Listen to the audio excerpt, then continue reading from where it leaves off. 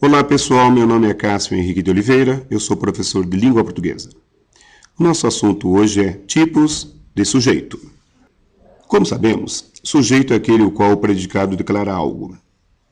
A classificação do sujeito é a seguinte: sujeito simples, sujeito composto, sujeito oculto, também chamado de desinicial ou elítico, sujeito indeterminado, sujeito inexistente, que também chamamos de oração sem sujeito. Começaremos pelo sujeito simples. Sujeito simples é aquele que é formado por apenas um núcleo. Sempre bom lembrar que núcleo é a palavra principal. Para achar o sujeito, só fazer a pergunta ao verbo quem, ok?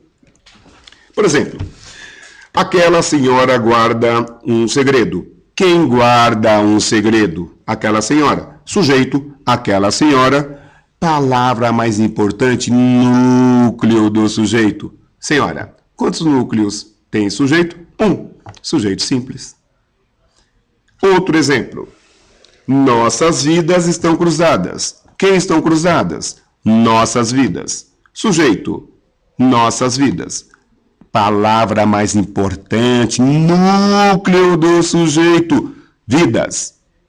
Quantos núcleos nós temos? Um. Logo, sujeito simples. Se lá no sujeito simples nós temos apenas um núcleo, no sujeito composto teremos mais de um núcleo. Exemplos. Luana e Bia prestigiaram o nosso evento. Quem prestigiaram o nosso evento? Luana e Bia. Quantos núcleos? 2 núcleos. Sujeito composto. Outro exemplo. A carne, o pão e o açúcar estão mais caros. Quem estão mais caros? A carne, o pão e o açúcar. Quantos núcleos? 3 núcleos. Sujeito composto.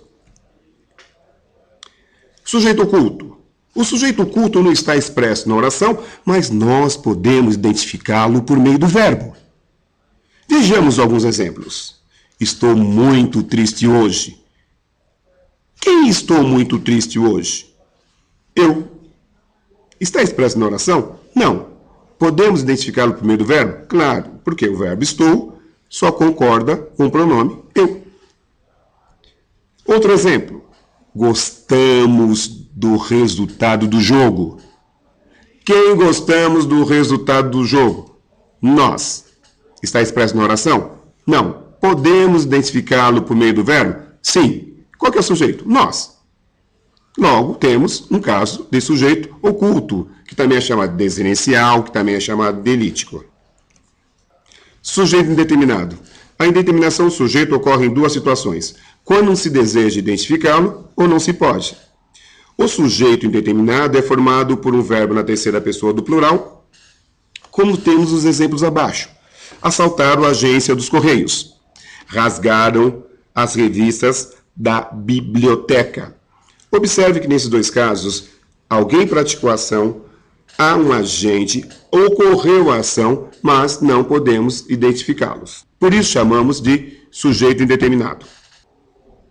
O sujeito indeterminado também ocorre com o verbo na terceira pessoa, mas a partícula C como índice de indeterminação do sujeito. Exemplos. Vive-se bem em São Paulo. Vejam, esse verbo é um verbo intransitivo. Verbo intransitivo, já sabemos que é aquele que não perde complemento. Mas um índice de indeterminação do sujeito. Alguém vive bem em São Paulo, mas não é possível identificar quem. Outro caso é muito interessante. Imagine que você se depare numa via pública com uma placa com a seguinte mensagem: precisa-se de empregadas.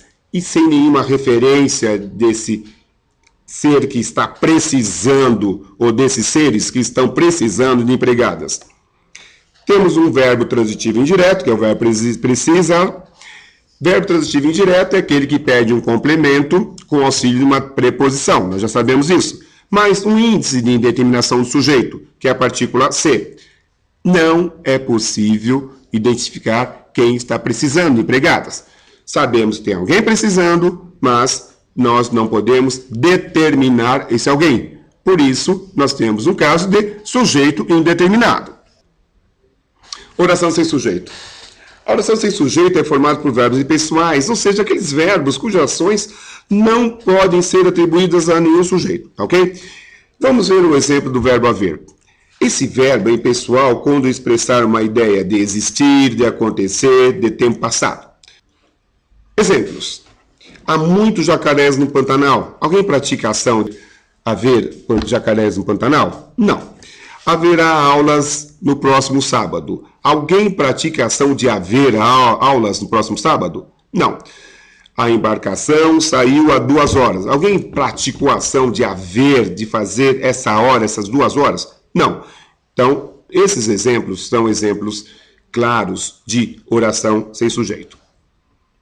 O verbo fazer também, quando ele exprimir tempo decorrido, mas cuidado, gente. Por ser uma oração sem sujeito, esse verbo não vai para o plural, não, tá ok? Então, sempre esse verbo deverá permanecer no singular. Preste atenção para não errar, tá bom? É um exemplo muito clássico aqui de concordância verbal também, mas é importante lembrar. Faz muito tempo que ele trabalhou aqui. Fez 2 meses que Joaquim partiu para Londres. Casos de oração sem sujeito. A ação desse verbo expressa, a ação expressa nesse verbo, não pode ser atribuída a sujeito nenhum. O verbo ser é impessoal também quando exprimir ideia de tempo, tá ok? São 2 horas, já eram 10 horas quando o sol surgiu no horizonte. A oração sem sujeito também é formada por verbos que expressam fenômenos da natureza. Exemplos. Choveu muito ontem. Alguém pratica a ação de fazer chover? Bobagem. Isso não existe. Lógico que não. Nevou intensamente em São Joaquim, em Santa Catarina. Gente, também ninguém pratica a ação de fazer nevar. Ok? Na próxima aula nós veremos tipos de predicado. Até lá. Meu nome é Cássio Henrique de Oliveira e eu sou professor de língua portuguesa.